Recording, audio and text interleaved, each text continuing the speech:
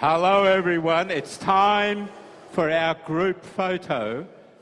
So could you please come, we have 3 rows of steps and let's have this group photo for posterity. You appreciate we will never have this group again in the one place at the one time. We have people here tonight who've never been over 50 years. We want you all up here on the steps, please. Our photographer's waiting for the group photo. So please come and let's have you along the steps.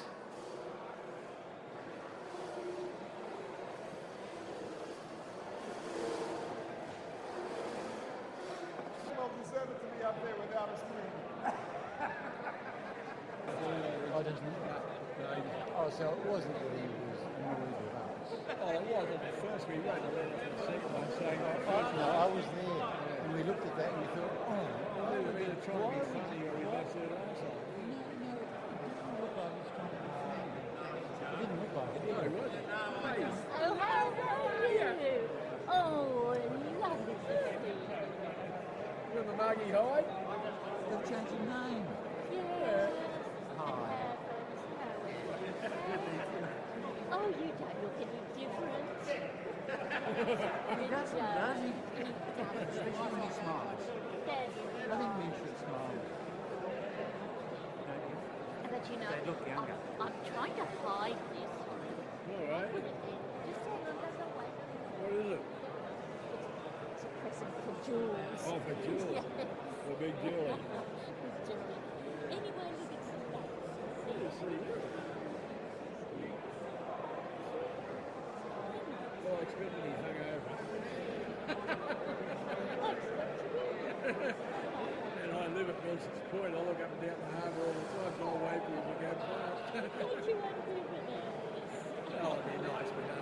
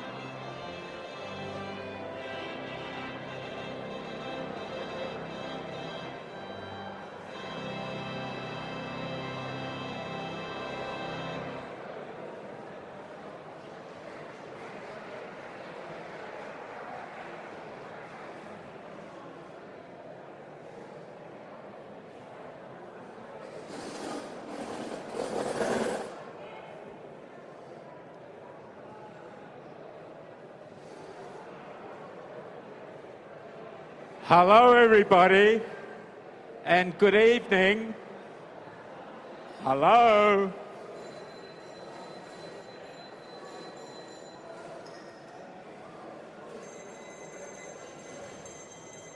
Hello everybody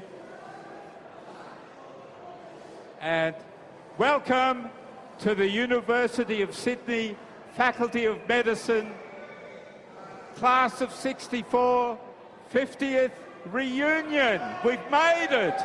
Hooray! Yeah. Better? No? All right.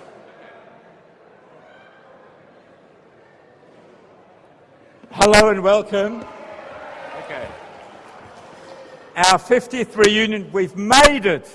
We're here. By the way, anybody who's lost this emerald and diamond bracelet, I've got it. If not, we'll auction it and we'll give it to the old doctor's home care of my address. So anyway, I've got... Is it yours, Margaret?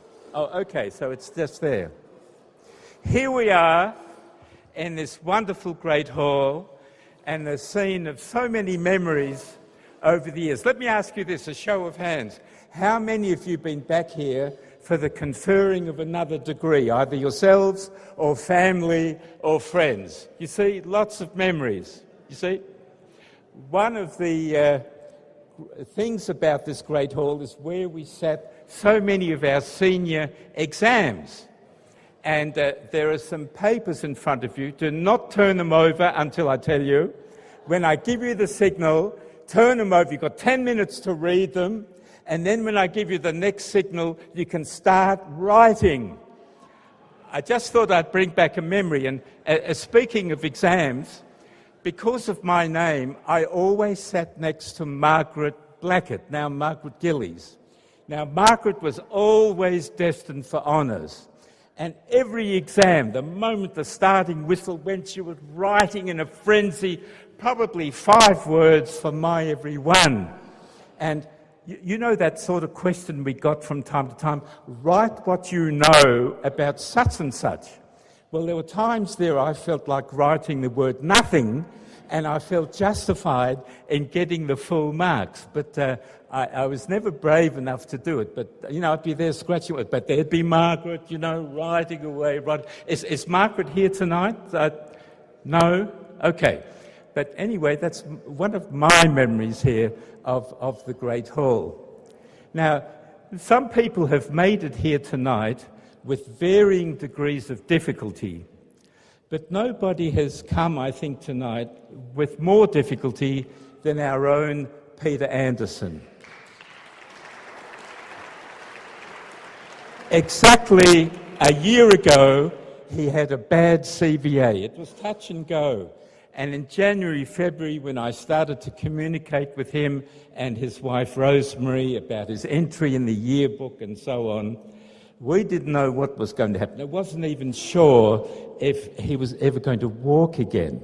Well, thanks to lots of great rehabilitation, and thanks to his response to that, and thanks to any higher order you care to mention, Peter has always said, and the prayers, that's what I mean, Peter, right from the outset, was determined to be here tonight, and tonight he is. He can walk now with some assistance, but he's here at the front table in a wheelchair. Smart fellow. I bet it's more comfortable than our university chairs. So as the evening progresses, I'd love you to come up and say hello to Peter.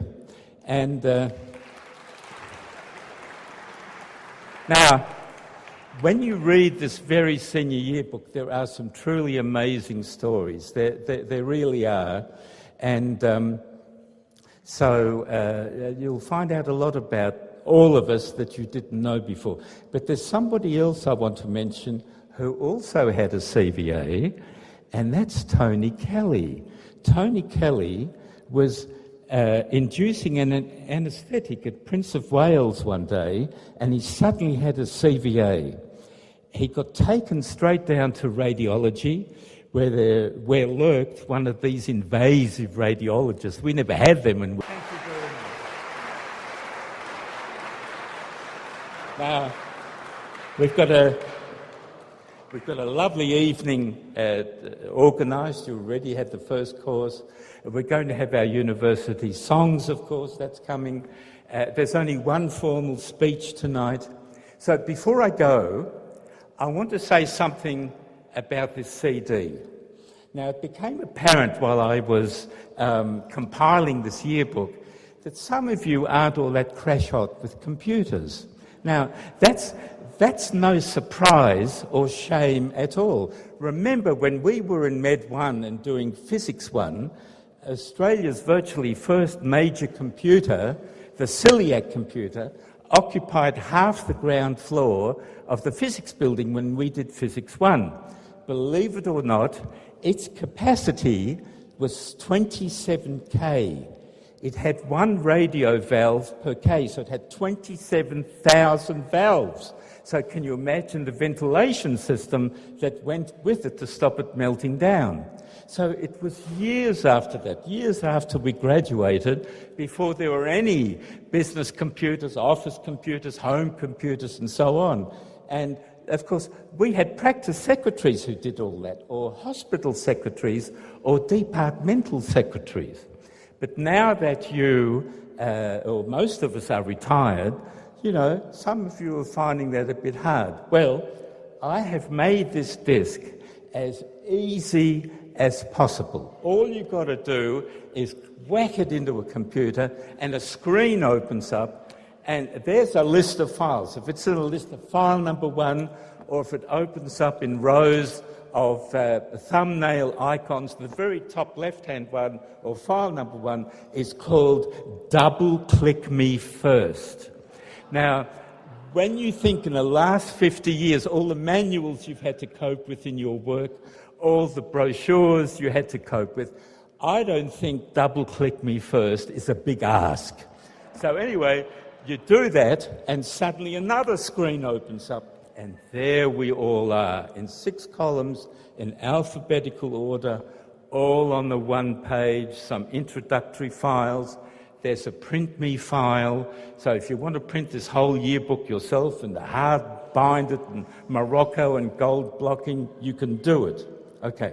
Now, this is only the second year of this very senior yearbook. So the first edition last year was one dirty big PDF file. Now, that was fine if you wanted to look up Warwick Agnew, because he's the first. But if you wanted to look up somebody like Dick West, you had to scroll and scroll and scroll like a dirty big roll of toilet paper to get down to the end. And then when you wanted somebody else, you had to scroll back up. But not so this year. Thanks to Alan Chang, he wrote the code. Where are you, Alan? Stand up. Where's the Adelaide table? Where is he? Alan, there he is. Round of applause. Alan wrote the code, so it's now so simple. There are all the names. You click on a name, it opens up, and you can read it or print that individual file. You press the back key, click on somebody else's file. It is so easy. So when you come home tonight, click it in your computer, try it out, or if you're visiting Sydney, you're in a hotel, go down to the business centre and put it in. Now, if you've got any problems, I'm on the boat trip tomorrow, or you can ask the committee people. But if you've got any further troubles, or give it to one of your clever children, if you've got any. Or better still, give it to one of your clever grandchildren, if you've got any. They will know what to do. Anyway, you can always ring me or email me. It is very, very simple. So I'll be back as the evening progresses. So I think we're going to have the main course first, and enjoy yourselves. I'll be back. Just when you thought you were safe from me, it appears we have our organist here. Before she goes home, we are going to have our songs. Now, I have a message here for all our partners and visitors tonight, and that is medical songs tend to be very raucous and very loud. So if you have any problems with loud noises, I would turn your hearing aids off. So I think all the alumni should now be upstanding for Gaude Amas. The words are there on your table. No? What are we doing? No, what are we doing?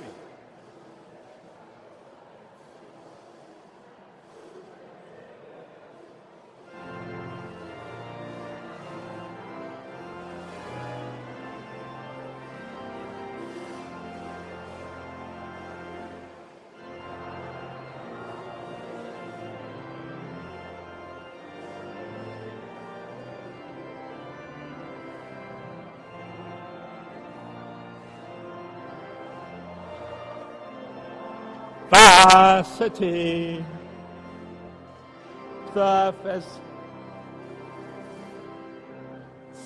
some of us are mining, some in arts,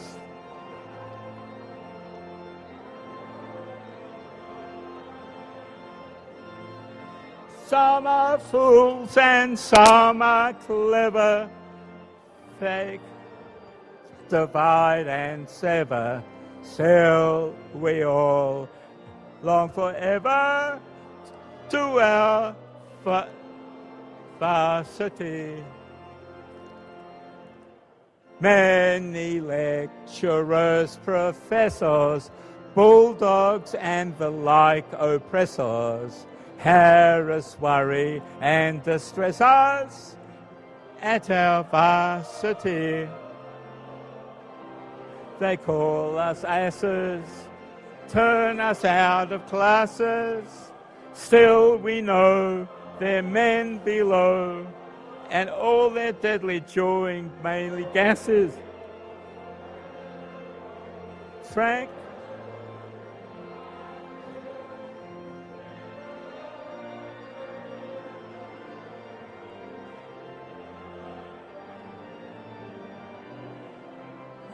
flapping and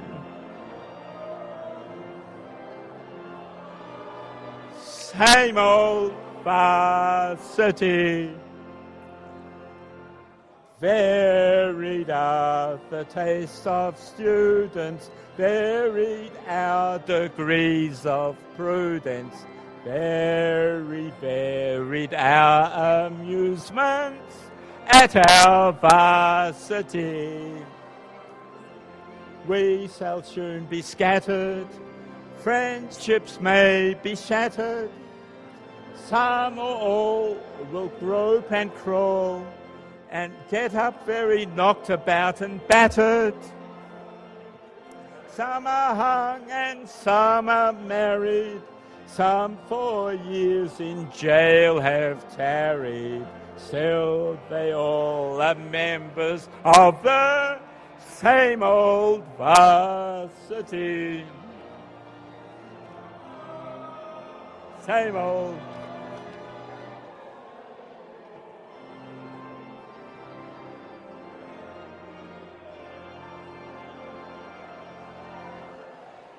Okay, let's see if we can do better with Gaudeamus. Yes? No, no. What now?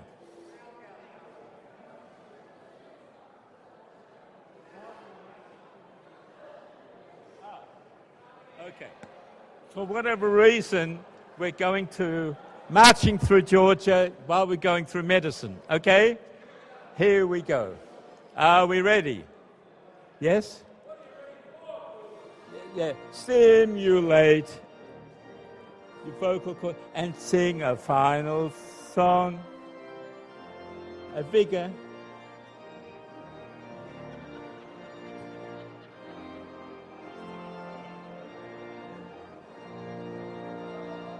Stimulate your vocal cords and sing a final song. Sing it with a vigor that will shift the roof along. Sing it as we used to sing it, lustily and strong, while we were passing through medicine.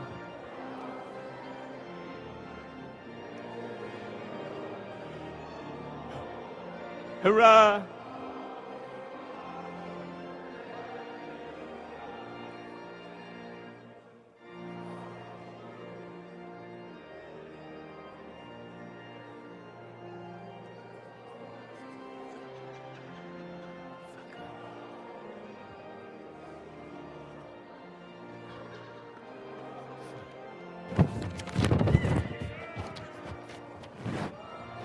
Hurrah! They've dubbed us all MB.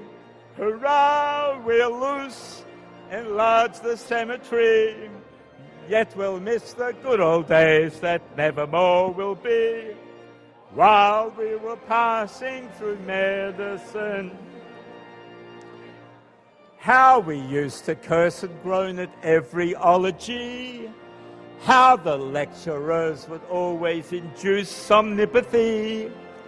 How we always used to be twixt devil and deep sea. While we were passing through medicine, Hurrah! Hurrah! They've dubbed us all NB. Hurrah! We'll loose and enlarge the cemetery. Yet we'll miss the good old days that nevermore will be. While we were passing through medicine, we've known the fell post-mortem, for not seldom we've been spun. And now we've floored the last of them, we're sorry all is done. For we had our share of toiling, but we had our share of fun.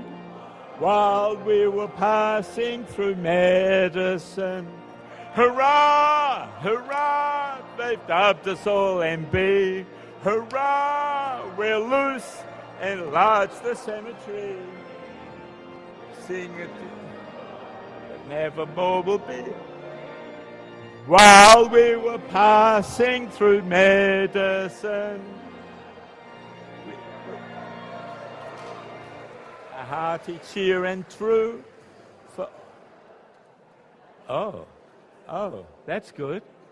Okay, Margaret? No. Margaret? Hello?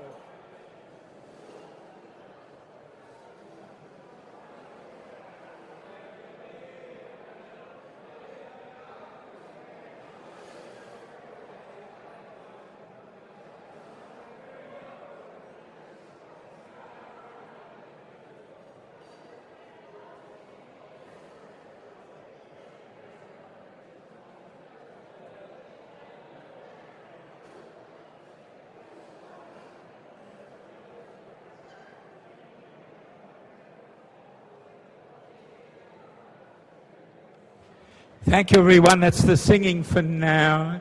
Enjoy your main course.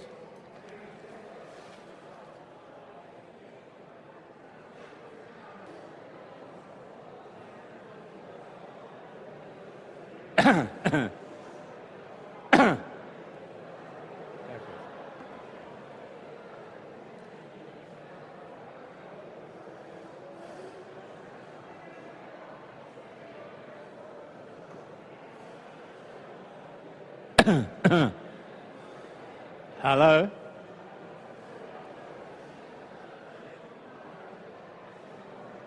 Hello?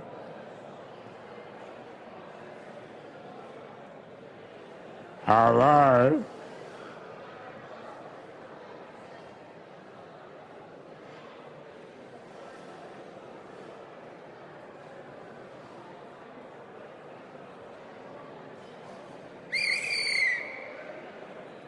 Hello, everybody. It's almost time for our reunion address. So if you could resume your seats, that would be nice to start at the advertised time of 9:15.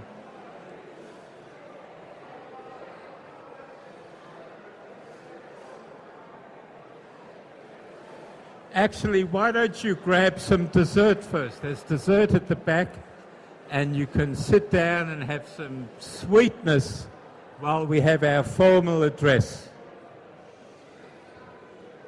You can't hear me, Colin? You can just hear me? That's better. Good. Desserts are served as a buffet at the back. Why don't you grab a dessert and have something to sweeten your acceptance of the reunion address. And then we'll get started.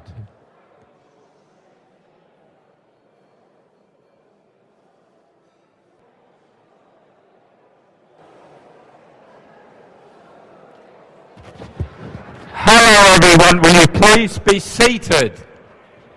Will you please be seated?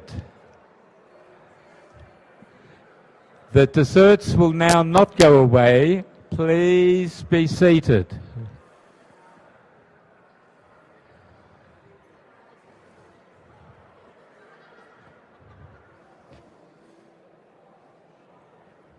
It's 9:15, the appointed time for our reunion address. Please be seated.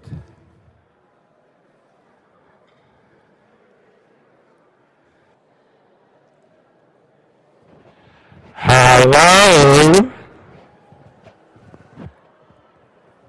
Don't even think.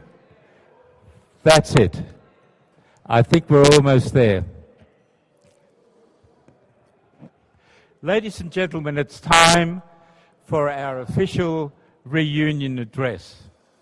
And our speaker is Don Chisholm. And over the years, when I've been to conferences, hang on, when I've been to conferences and lectures, I've hated it when the MC, the chairperson, gets up and says, now our next speaker requires no introduction. I hate that because Don Chisholm does need an introduction, and if for no other reason, it's a courtesy to our partners tonight and our visitors. Okay? Don Chisholm won his first award before he even graduated. He won the prestigious Robin May Prize. And I want to explain to our visitors, and I want to remind our alumni what that prize was about. The Robin May was the name of a launch, and in 1945 it set sail with 5 final year medical students and at least 1 graduated doctor. And they went off on a picnic, and they were up in Catherine Hill Bay, which is up Port Macquarie Way, when on their way back they were hit by a storm. And the storm became more severe, and they thought they would stop in at Broken Bay in the Hawkesbury River, but the storm got even worse, so they proceeded back towards Sydney Harbour to Port Jackson when this tremendous storm broke the launch up, and the 5 final year medical students perished, and that 1 doctor survived. He was rescued. And it was decided to inaugurate a prize in the memory of these 5 medical students, and it's given every year for leadership and good fellowship. And in our day, the whole medical student body used to vote. And the first year students, their vote was 1 point, because they hardly knew anybody in final year. The second year students, their vote was 2 points and so on, and our vote in final year was good for 6 points. And Don was the recipient in our year, and that's one of the reasons that he was chosen to address us tonight. And if you look at the list of doctors who've received this award over the years, many have become extremely famous, and Don is no exception. Just as a matter of interest, now that medicine is a 4-year graduate course, only the final year students now, in what's now 4th year, get to vote, and they do it online. But the Robin May Prize still exists. Anyway, Don and I were in the Vincent's Medical School together, and then we were junior and senior residents. And then in our 3rd year, I swanned off and did O&G, and Don stayed on to become a medical registrar, then a physician. And he specialised in endocrinology, particularly in diabetes, for which over the decades he has both a national and international reputation. In essence, Don has never left St Vincent's. He's been ensconced in the Garvan Institute of Medical Research for decades, which of course is on the Vincent's campus. And he's been there apart for some minor absences, and he's been made a professor there. And you will read in his entry in the yearbook that he's won various awards, but most importantly, his importance to Australia was acknowledged when he was awarded an AO, an Order of Australia, for his services to medicine, in particular diabetes. In Don's entry in the yearbook, the final sentence says, "But I would like to hit a golf ball straighter." And all I can say is that Australian medicine and all of Don's patients are all the better for the fact that he never spent longer on the golf course. Ladies and gentlemen, it's great pleasure that I introduce you to Don Chisholm to address us.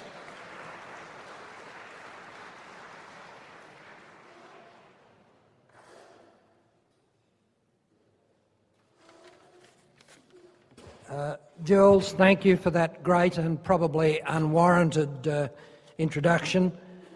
I suspect perhaps the only reason that I won the Robin May Award was when I was Secretary of the Medical Students Society in third year. The University Co-op bookshop, in a most dastardly way, attempted to get rid of the Sydney University Medical Students Society bookshop, which would have immediately terminated the situation of Mrs. Nicholas. And I was one of a few people who took the matter to the Chancellor, and we got it sorted out and rescued the bookshop as a branch of the Co-op, and therefore kept Mrs. Nick on, which I think everyone here would agree was a fantastic thing. Anyway, may I begin by thanking both Jules, who's done a fantastic job in regard to these reunions over the year, and who, with Jenny, his wife, and with Alan, has done a fantastic job in producing the very senior yearbook, which I've been looking at to do a little bit of homework for this presentation. We really are indebted to you, Jules, and thank you to Margaret Lorang and the rest of the committee for the work they've done.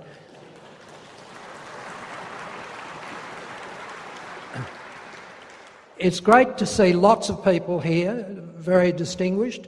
It's great to have the person who topped our final year, Warwick Harvey-Smith, now a very distinguished asparagus farmer from Oregon. Thank you for being here, Warwick. Chris McGarry, our gold medalist, isn't here tonight, but will be on the boat tomorrow for those who are. We're all getting pretty old, and some of us are looking older than others. One of the definitions of getting old is you feel like the morning after when you haven't been anywhere. I hate to think what we'll feel like in the morning.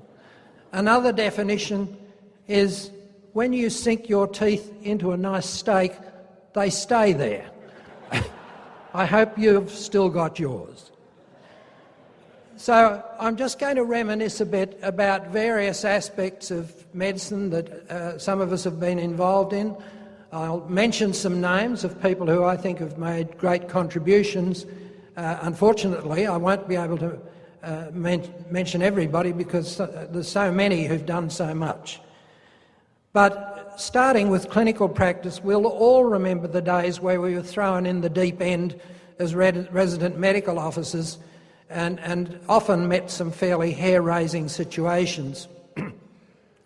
My worst episode was on the midnight shift at St Vincent's 6 months after I graduated.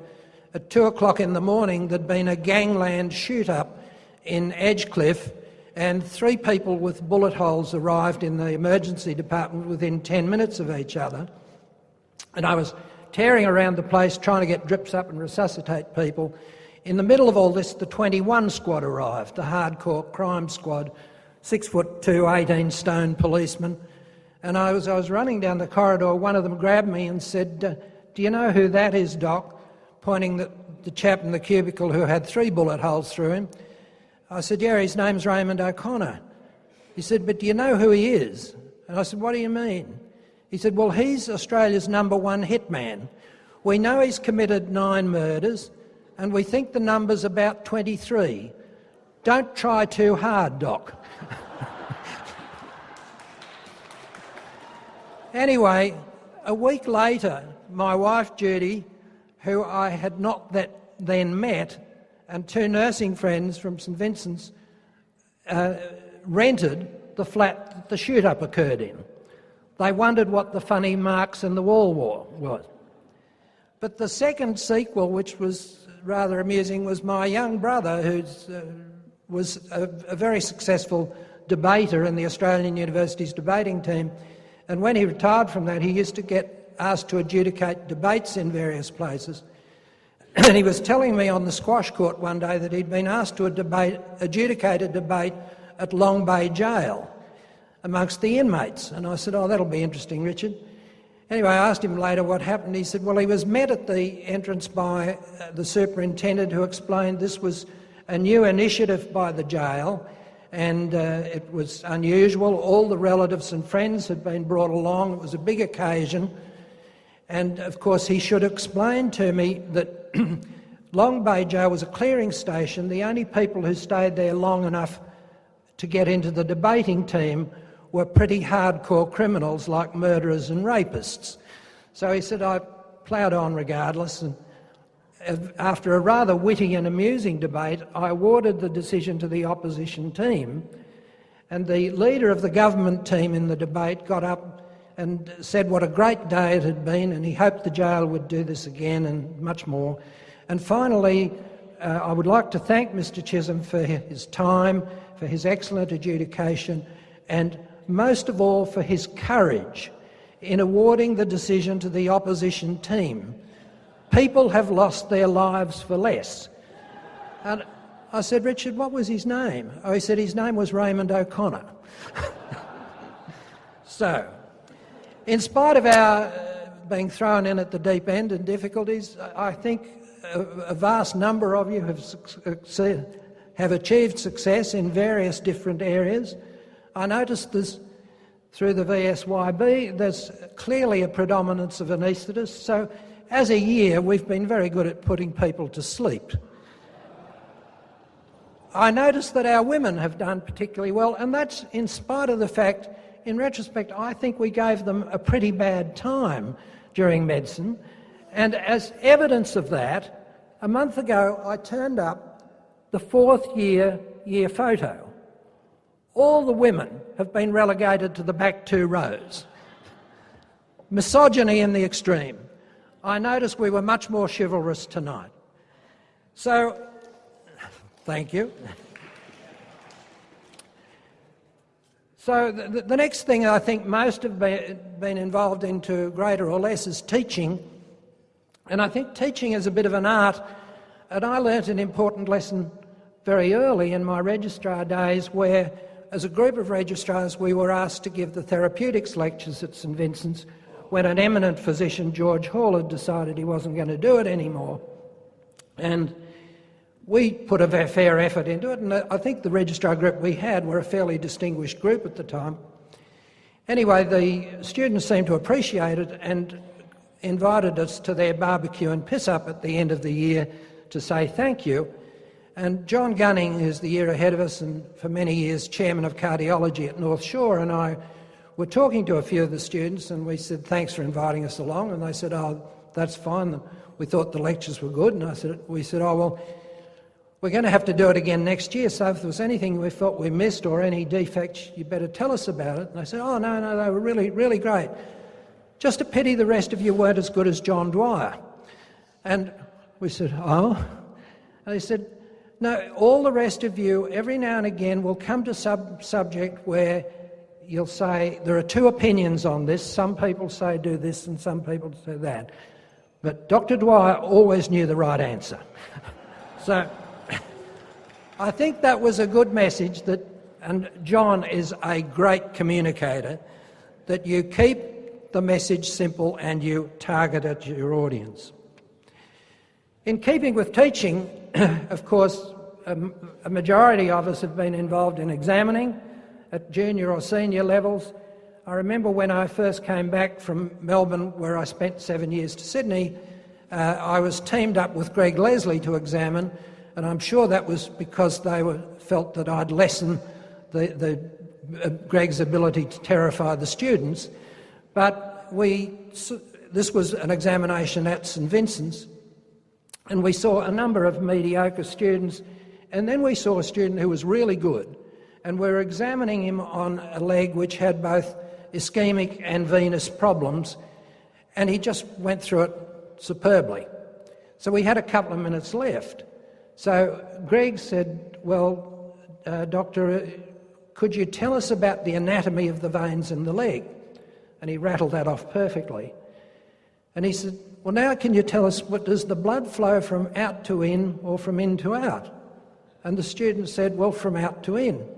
And Greg said, why does it do that? And the student looked at him and said, because God made it that way. And Greg, as quick as a flash, said, you get an extra point for that answer in this hospital, doctor. At a more senior level, examining for the colleges and things can be stressful and interesting, but it occasionally gets amusing. And I remember the last exam I was involved in as a member of the Board of Censors of the College of Physicians, which was at Greenslopes Hospital in Brisbane, which is a vet's hospital. And the patient for this last segment of the exam, which was 2 short cases, was a very forthright Mount Isa minor with a lymphoma and with lymph nodes enlarged everywhere. So the first candidate we had was a very attractive young lady, and as she examined his inguinal lymph nodes, he looked up at her and said, "You're hotting it up now, love." Anyway, she coped with that quite well and passed swimmingly. The very final candidate came in and he wasn't so good, and the patient, realising this was the end, had sat up in bed. When the bell went for the end of the exam, the candidate went between us examiners and the patient, and as he went by, the patient leant over and slapped him on the shoulder and said, "Too bad, mate, you went down the gurgler." Now, the Board of Censors had spent quite some time determining how it would inform candidates as to whether they'd passed or failed, but it hadn't considered that method. So some of us have been involved in research over the years, including myself, and the technology and progress of the scientific aspects of medical research has been absolutely unbelievable. I mean, when we were registrars and when I did my first little bit of research, we hardly knew what DNA was.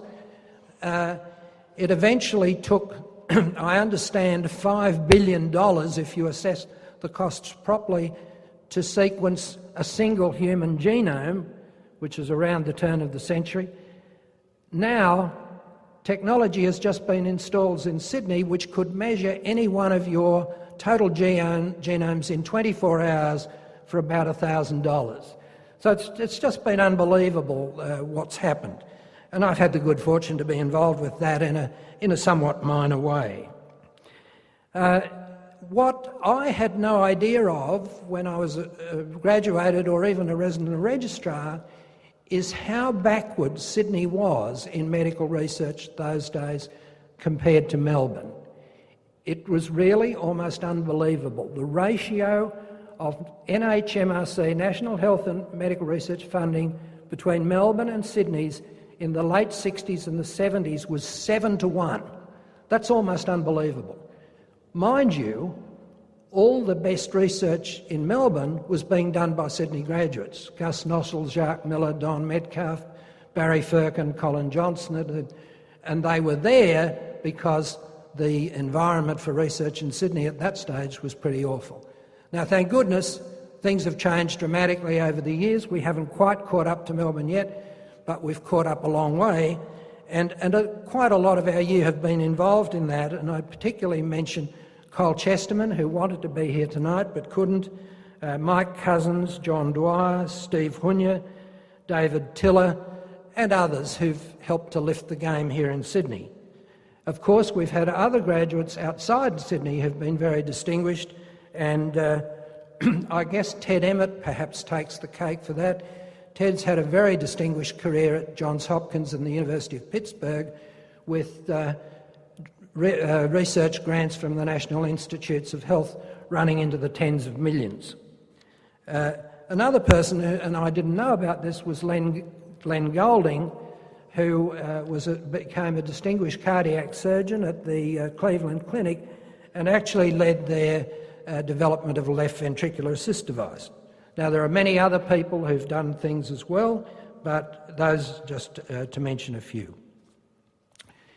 In terms of distinction and awards, I think the number one person in our year is unquestionable, although I must confess until recently I didn't know much about him, and that's Digger James. Again, Digger wanted to be with us tonight. He's up in Queensland but couldn't make it. There's quite a string of people from our year who have Order of Australia awards, officers, members or medalists. Digger James is the only companion in the Order of Australia in our year, but as if that isn't enough, he has a separate award in the military awards as an officer. So he's both a companion and an officer, and as if that isn't enough, he has an OBE as well. And this relates, for those of you who don't know him, he served in the Korean War and then did medicine with us, and over the years has had many distinguished positions, including Head of Health for the whole of the military in Australia, Head of the Department of Health in Queensland, and other things. Amongst other people, I must mention Michael Cousins, who's the father or grandfather of pain management in Australia. Michael, again, has made an incredibly distinguished contribution in that area. John Dwyer in the area of healthcare delivery, and in the efforts to put down quackery, which I think is extremely important. And again, John has held many distinguished positions. I mentioned Ted Emmett's research, but some of you would be aware Ted came back to Australia in the middle of his career for about 8 years as head of WorkSafe Australia, and developed WorkSafe into Australia to an incredible organisation that was a real trendsetter for the whole of this part of the world. Col Moore is head of the Cosmetic Surgeons College. Bob Ouvrier has been head of the International Child Neurology Association. Scott Harbison has had the difficult job of herding up the orthopods. And Dave Tiller has been president of the Royal Australasian College of Physicians, and I'll come back to David in a minute. But arguably the most distinguished person in our year, and again I was relatively unaware of this till recently, is Lynn Behrens, who's with us here tonight. And Lynn, thank you for coming back from the US. For those of you who don't know, Lynn was a resident at Prince Alfred, then went to the Children's Hospital, then went to the United States, and after a number of different positions became Dean of Medicine at Loma Linda University, and then head of the Health Sciences section, which involved 3 hospitals and budgets of over $3 billion, and then president of the university. That's an extraordinary achievement. Congratulations, Lynn.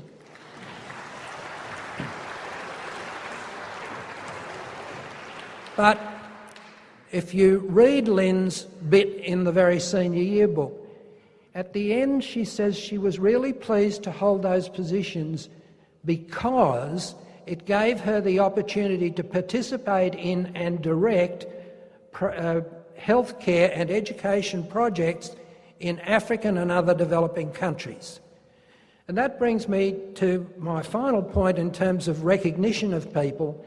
I want to recognise particularly all of you guys, and there are too many to mention, who have done work in developing countries with the Aboriginal community and with other groups of disadvantaged people. I think that's tremendous, and I congratulate the very many of you who've done that, a lot of which I was unaware of till recently.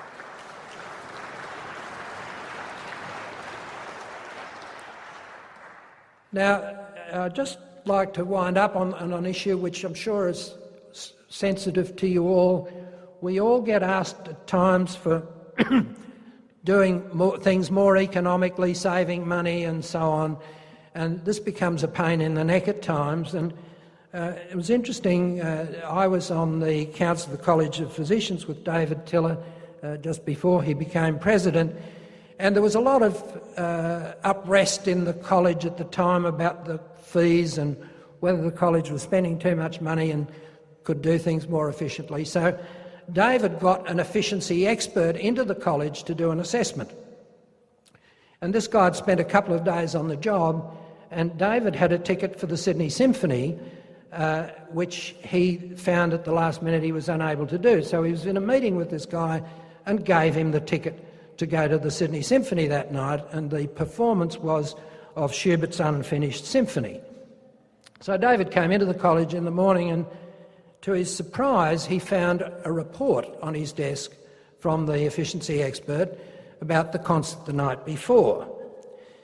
So I've got the copy of the report here. Dear Dr. Tiller, I appreciate your gift of a ticket to last evening's concert, which I found to be quite enjoyable. However, I feel compelled to make some observations regarding the performance which might lead to substantial improvements on future occasions. Throughout the performance, the orchestra played many demi and semi-quavers. If these notes were rounded up to quavers, it would be possible to employ less qualified operators and considerable savings would be achieved. Many passages played by the strings were subsequently repeated by the woodwinds and brass. If these repetitious passages were omitted, a great deal of time and effort would be saved. Some operators, such as the men with cymbals and drums, were idle for a great deal of the evening. It would seem sensible to revise the music to provide more consistent work for these players or to delete their parts. Especially in the string section, many operators were engaged in playing the same notes simultaneously. This duplication of effort could be avoided if appropriate amplification was provided. In this way, the performance could be undertaken with a greatly reduced workforce and considerable savings. If attention is given to these matters, the performance could be substantially shortened, removing the need for an interval. Moreover, if Schubert himself had received the benefit of this advice, he would probably have finished his unfinished symphony.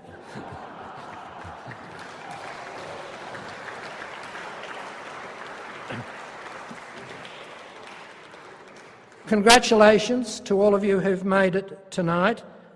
I hope to see you all again in 5 years' time, at which I also hope I will not be the speaker and therefore will be able to get stuck into the alcohol much earlier. Thank you.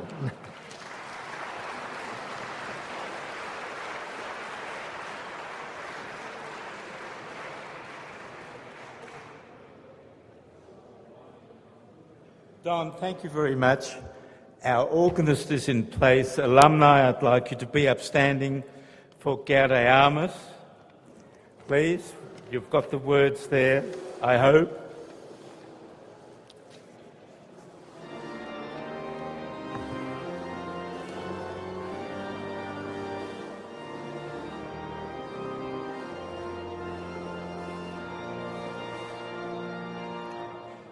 Gaudeamus igitur, Juvenestum sumus. Gaudeamus igitur, Juvenestum sumus. Post jucundam juventutem, post molestam senectutem, nos habebit humus, nos habebit sumus.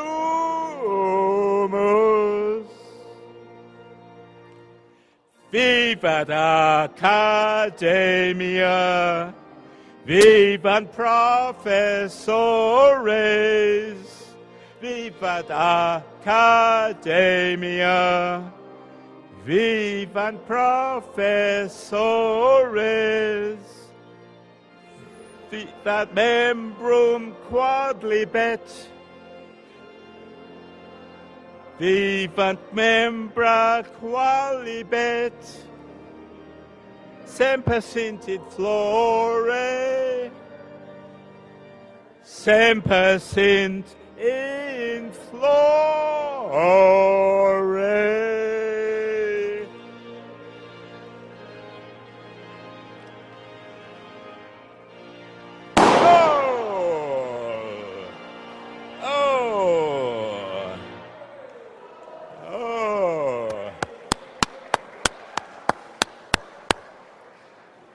That was a bang and a half.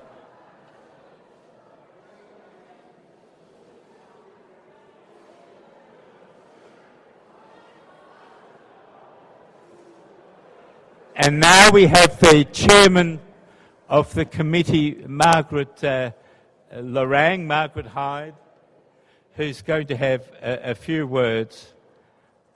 I probably won't understand any of them. Where is she? Here she is. Margaret. Thank you, Gerald. Oh, that was a hard act to follow. But just like to thank... Oh, sorry. Is that better? That was a hard act to follow. But I would just like to thank our brilliant organist, Amy Johansson, who has come down from the mountains to help us celebrate again. Now, we weren't going to be allowed to have that, you know. I mean, something to do with OH&S and that sort of thing. And I said, that's ridiculous. If someone does have a heart attack, well, they've got 103 of the very best doctors to look after them. So what's the problem? Anyway, it was Amy's reasoned voice that won that for us. So when I asked Amy if she would come and help us again, is Amy coming down from her lofty perch? Yes. When I asked Amy if she would help us celebrate again, she said she wouldn't miss it for anything because we're her favourite choir. Well, anyway, we're the loudest. So please come and accept our appreciation, Amy. You have...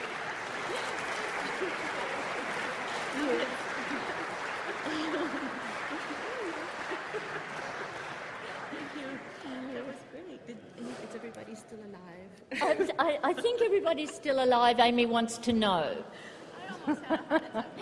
You've given us so much zest.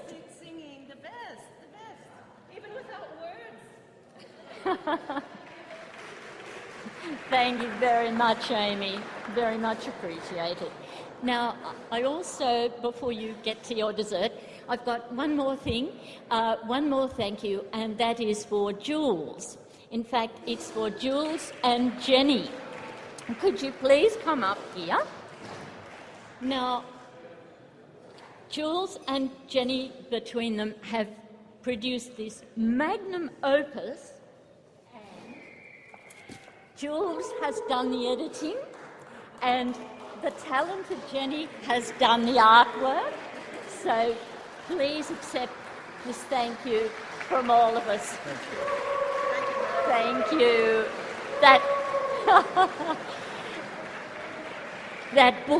That book will be very precious indeed.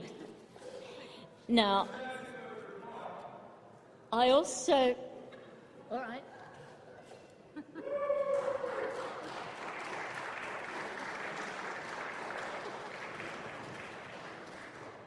Come on, Joe. Gee, I think the patient died.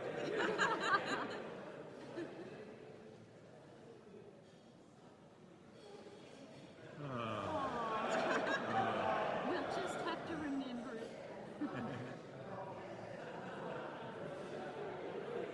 It's a Japanese camera. That's right. Now, I just also want to thank... Had the lens cap on. Yes, that's okay. Oh, so much for sterilising the instruments.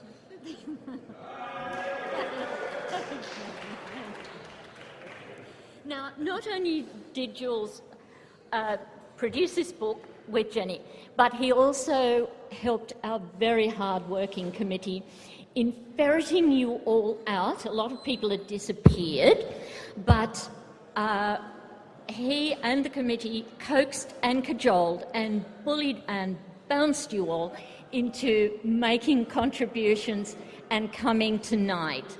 Please don't disappear again. We may not have the energy to hunt you down next time, so keep in touch. And thank you very much, everybody, for being here tonight and celebrating with us. Thank you. Thank you, Margaret. That sort of wraps up Eddie's speaking. Now, the coffee's coming round and the petit four. We're going to be here till 3 o'clock in the morning. They don't know that yet here, but anyway, we'll be here. Thank you, Margaret, and thank you all for this acknowledgement. It's been a huge pleasure. I've said to people it's my hedge against Alzheimer's, so I'm very grateful to you all for the therapy that you have afforded me. And I look forward to seeing those of you who are coming on the boat cruise tomorrow. But meanwhile, it's time to mingle and talk and have a chin wag. And you'll get a letter from the university in a few weeks' time about a possible scholarship in the name of this year. That remains to be seen. But in the meantime, please enjoy the rest